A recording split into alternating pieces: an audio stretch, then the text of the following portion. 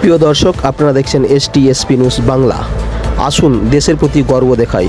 আমার দেশ আমার গর্ব, হর ঘর তিরঙ্গা কর্মসূচি আয়োজনে দাসপুর 1 গ্রাম পঞ্চায়েত ও দাসপুর 2 নম্বর গ্রাম পঞ্চায়েতের উদ্যোগে আজ অনুষ্ঠিত হলো দাসপুরে হর ঘর তিরঙ্গা। বিস্তারিত রিপোর্টে দেখুন।